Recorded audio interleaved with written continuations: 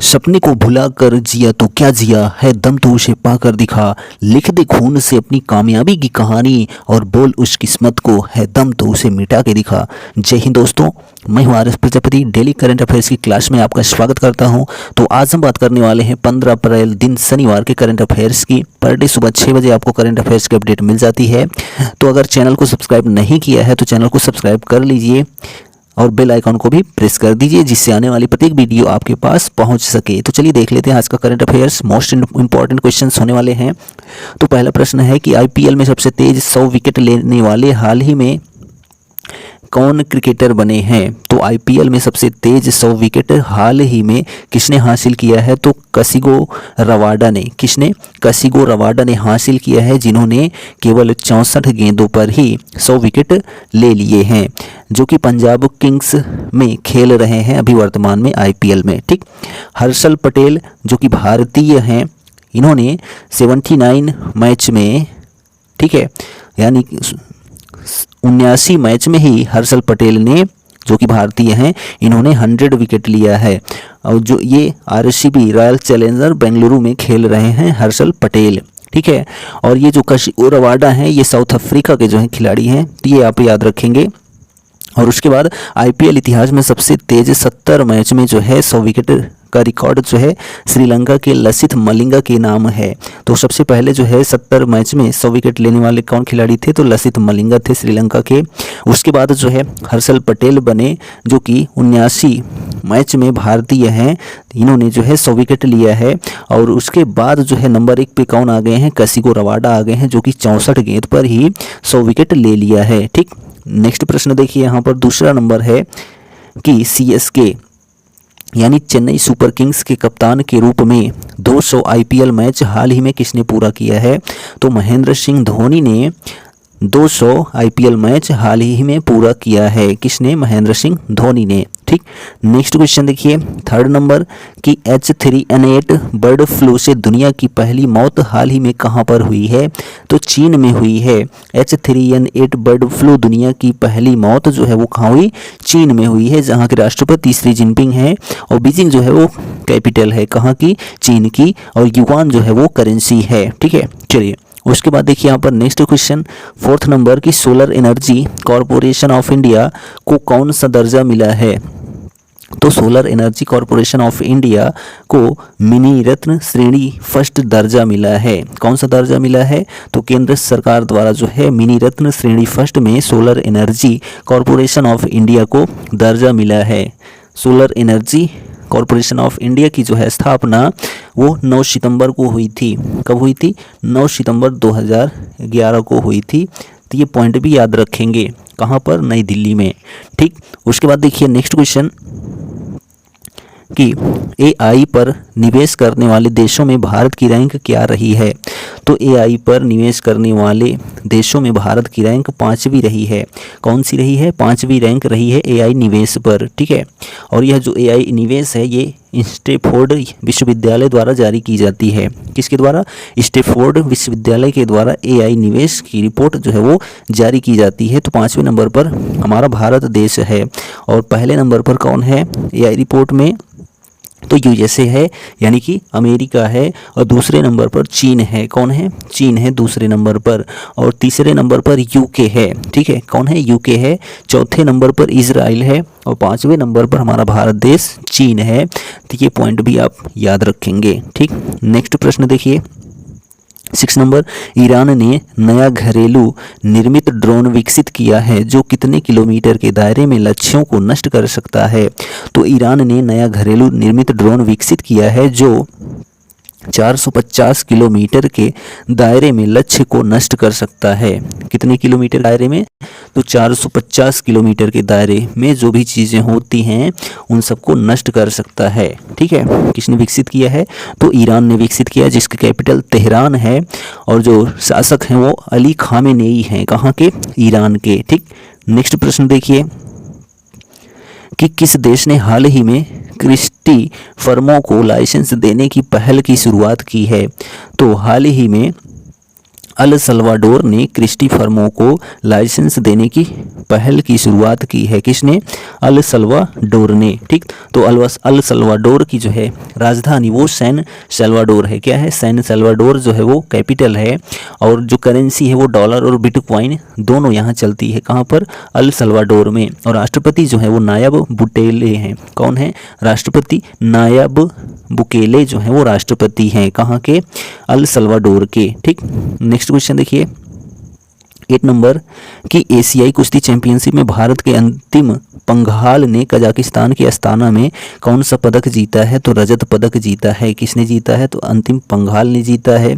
किस क्षेत्र में जीता है? तो एशियाई कुश्ती चैंपियनशिप में जीता है। ठीक है, तो कजाकिस्तान की जो कैपिटल है वो अस्ताना है। तो ये भी आप याद रखेंगे कि कजाकिस्तान की राजधानी क्या है? तो अस्ताना है। ठीक, और जो राष्ट्रपति हैं वो कासिम जोमार्ट टोकायव हैं। कौन है? कासिम जोमार्ट टोकायव जो है वो राष्ट्रपति हैं कजाकिस्तान के। और प्रधानमंत्री जो है वो अली खान इस्माइलो हैं। कौन है? अली खान इस्माइलो जो है प्रधानमंत्री हैं कजाकिस्तान के। ठीक, नेक्स्ट प्रश्न देखिए 9 नंबर कि किसने भारत में हरित वित्त यानी कि ग्रीन डिपॉजिट इकोसिस्टम को बढ़ावा देने और विकसित करने के लिए एक फ्रेमवर्क की घोषणा की है?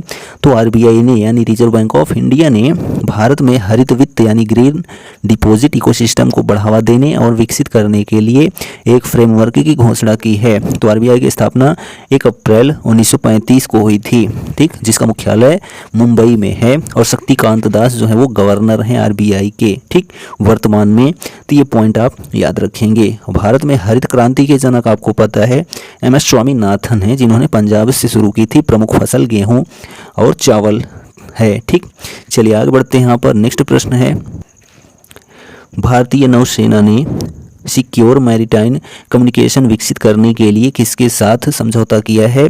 तो रमन रिसर्च इंस्टीट्यूट के साथ। किसके साथ?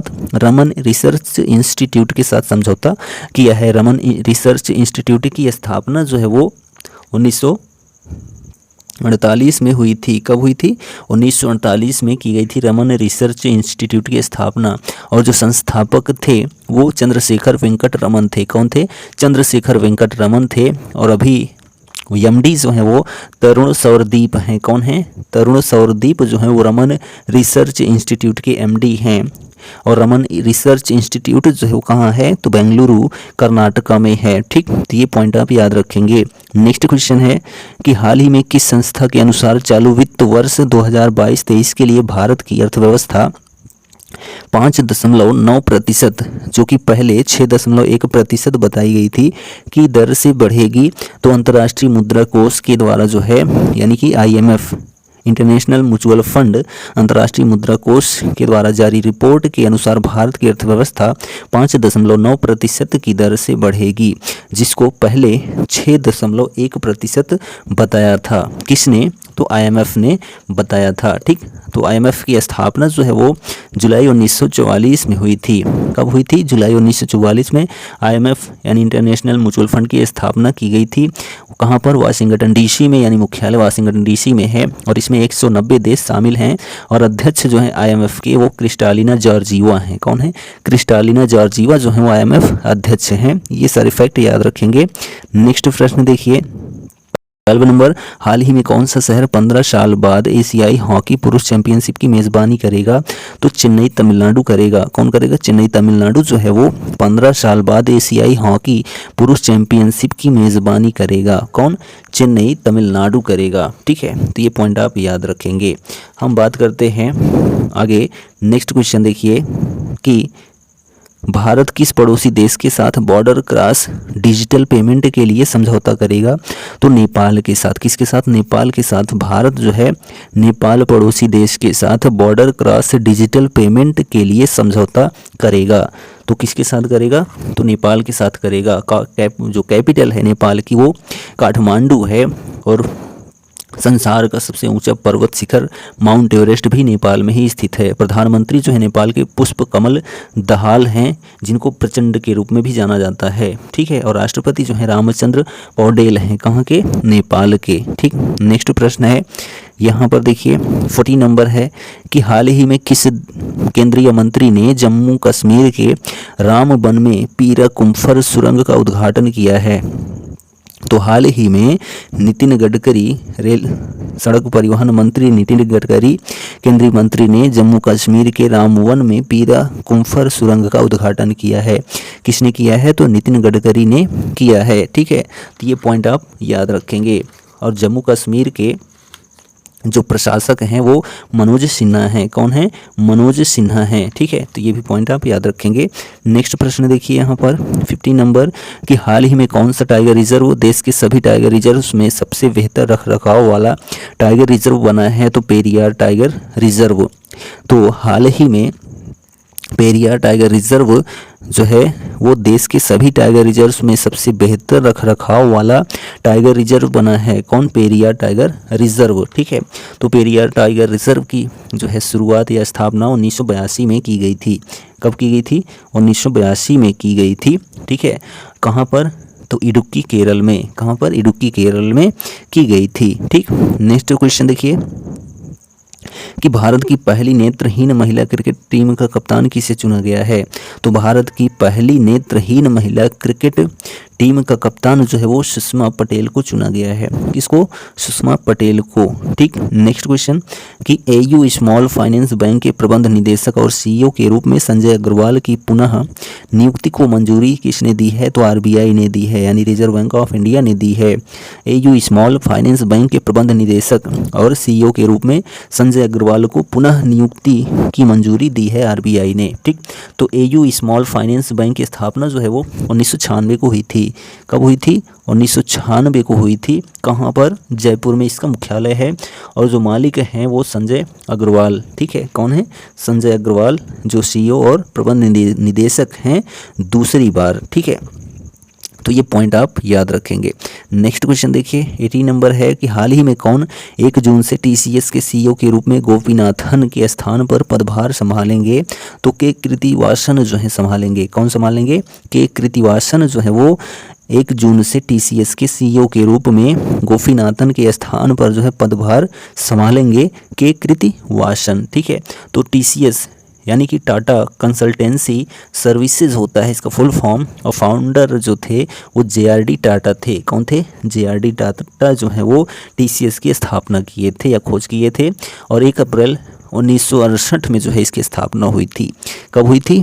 1 अप्रैल 1968 को जो है टीसीएस की स्थापना की गई थी। ठीक है, तो याद रखेंगे। और सीईओ जो थे वो कौन थे? राजेश गोपीनाथन थे। अब कौन बनेंगे 1 जून से? तो के कृतिवासन बनेंगे। और टीसीएस जो है वो मुख्यालय इसका मुंबई में स्थित है। कहाँ पर? मुंबई में स्थित है। ठीक, नेक्स्ट क्वेश्चन देखिए 90 नंबर है कि ब्रिटेन ने MI5 के उप महानिदेशक के रूप में किसे अपनी खुफिया संचार एजेंसी GCHQ की पहली महिला निदेशक के रूप में नामित किया है? तो एनी केस्ट बटलर को। किसको? एनी केस्ट बटलर को नियुक्त किया है ब्रिटेन ने MI5 के उप महानिदेशक के रूप में। किसे? एनी केस्ट बटलर को, जो अपनी खुफिया संचार एजेंसी GCHQ की पहली महिला निदेशक के रूप में नामित किया है। किसने? ब्रिटेन ने, जिसकी कैपिटल लंदन है। प्रधानमंत्री जो है वो ऋषि सुनक हैं। कौन है?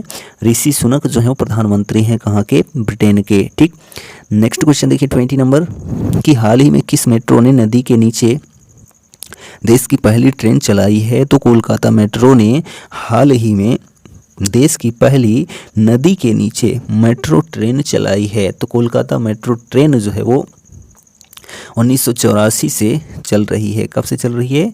1984 से जो है कोलकाता मेट्रो ट्रेन चल रही है। ठीक, जिन्होंने हाल ही में नदी के नीचे पहली मेट्रो ट्रेन चलाई है देश की। ठीक, किसने? तो कोलकाता मेट्रो ने। ठीक, तो कोलकाता पश्चिम बंगाल की राजधानी है, जहाँ की मुख्यमंत्री जो है वो ममता बनर्जी हैं। कहाँ की? पश्चिम बंगाल की। और सीवी आनंद बोस जो है वो राज्यपाल हैं पश्चिम बंगाल के। ठीक है, नेक्स्ट क्वेश्चन है कि हाल ही में किसने जम्मू और कश्मीर के रामबन में पीराह कुनफर सुरंग का उद्घाटन किया है? तो केंद्रीय सड़क परिवहन एवं राजमार्ग मंत्री नितिन गडकरी ने। ये रिपीटेड हो गया है। नेक्स्ट क्वेश्चन देखिए 22 उत्तराखंड राज्य में ए हेल्प कार्यक्रम हाल ही में किसने शुरू किया है? तो उत्तराखंड राज्य में ए हेल्प कार्यक्रम हाल ही में उत्तराखंड के मुख्यमंत्री पुष्कर सिंह धामी ने शुरू किया है। किसने शुरू किया है? तो पुष्कर सिंह धामी ने जो है ए हेल्प कार्यक्रम शुरू किया है उत्तराखंड राज्य में। ठीक, नेक्स्ट क्वेश्चन देखिए 23 नंबर भारत में इलेक्ट्रिक दोपहिया वाहनों की बिक्री पिछले वित्त वर्ष की तुलना में 2022-23 में 2 गुना बढ़कर कितनी हो गई है? तो 8,46,976 हो गई है। भारत में इलेक्ट्रिक दोपहिया वाहनों की बिक्री पिछले वित्त वर्ष की तुलना में 2022-23 में 2 गुना बढ़कर 8,46,976 हो गई है। ठीक, उसके बाद देखिए यहाँ पर हमारा यह 15 अप्रैल का करंट अफेयर्स कंप्लीट होता है। वीडियो कैसा लगा कमेंट करके ज़रूर बताइए, और चैनल पर पहली बार आए हैं तो चैनल को सब्सक्राइब करना ना भूलें। आज भी हम वही कहेंगे जो डेली कहते हैं कि कर दिखाओ कुछ ऐसा कि दुनिया करना चाहे आपके जैसा। Thank you, goodbye, take care.